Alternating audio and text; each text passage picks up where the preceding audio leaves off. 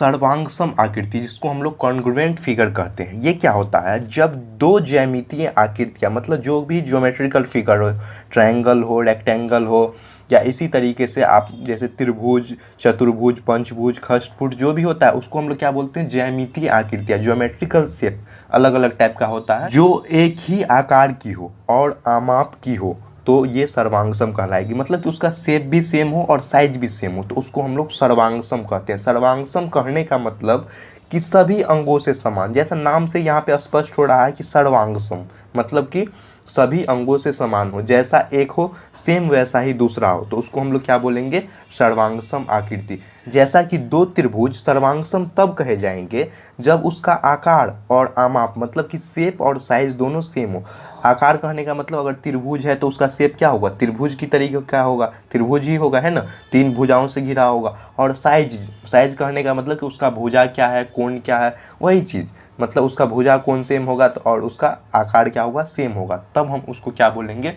सर्वांगसम आकृति बोलेंगे, मतलब कि कॉन्ग्रुएंट फिगर बोलेंगे। दूसरा यहाँ पे हम लोग देखेंगे समरूप आकृति, जिसको क्या बोलते हैं हम लोग? Similar figure. जब दो ज्यामितीय आकृतियाँ जो समान आकार की हो लेकिन भिन्न आमाप की हो। यहाँ पे देख लीजिए, यहाँ पे क्या बोल रहा है? भिन्न आमाप कहने का मतलब कि जो उसका साइज हो वो क्या हो? अलग हो, मतलब इसका साइज क्या है? अलग है, लेकिन इसका जो शेप है, इसका शेप क्या होगा? सेम होगा। लेकिन यहाँ पे क्या था कि शेप और साइज दोनों सेम था, ठीक है। तो इस दोनों के बीच हम लोग डिफरेंस देखने के लिए यहाँ पे एक एग्जांपल से बता रहे हैं। देखिए यहाँ पे दो फिगर है, दो फोटो आपको दिख रहा है, वो दोनों फोटो का साइज क्या है? सेम है। तो यहाँ पे आपको दिख रहा है उसका जो है ये वर्गाकार ही बन रहा है, तो दोनों क्या है? सेम वर्ग का है, जिसका लंबाई चौड़ाई दोनों सेम दिया गया है। तो ये क्या हो गया? जो ऊपर का जो आकृति आपको दिख रहा है ये क्या है?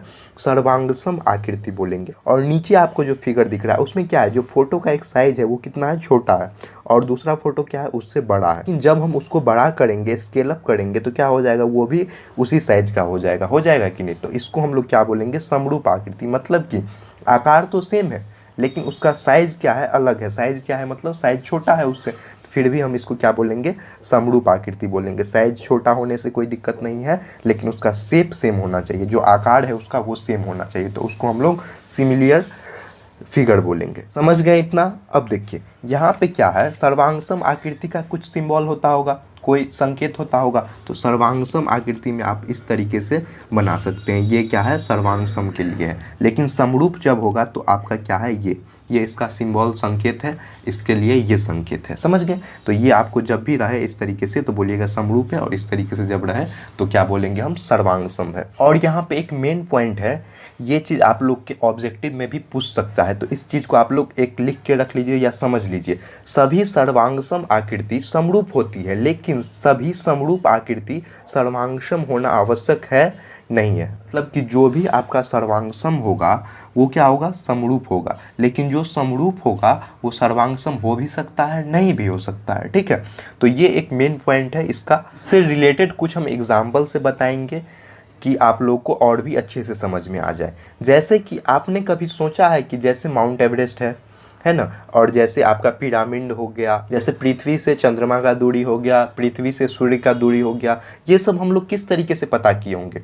हम लोग के पास तो ऐसा नहीं है कि ज्योमेट्री बॉक्स से जो स्केल निकाले हैं और उससे नाप दिए होंगे, है ना। इतना बड़ा तो पॉसिबल है ही नहीं कि हम लोग इतना बड़ा स्केल बनाएं, या कोई ऐसा फिता हो या कुछ भी हो जिससे कि हम लोग इतने बड़े चीज़ों को मेजरमेंट कर सकते हैं, नाप सकते हैं। ये तो हम लोग नहीं कर सकते हैं, पॉसिबल ही नहीं है इतना। तो फिर हम लोगों ने किस तरीके से उसका दूरी पता किया? जो साइंटिस्ट वगैरह थे वो किस तरीके से पता किए? तो इन सब चीज़ों के बारे में ही हम लोग इस चैप्टर में जानेंगे।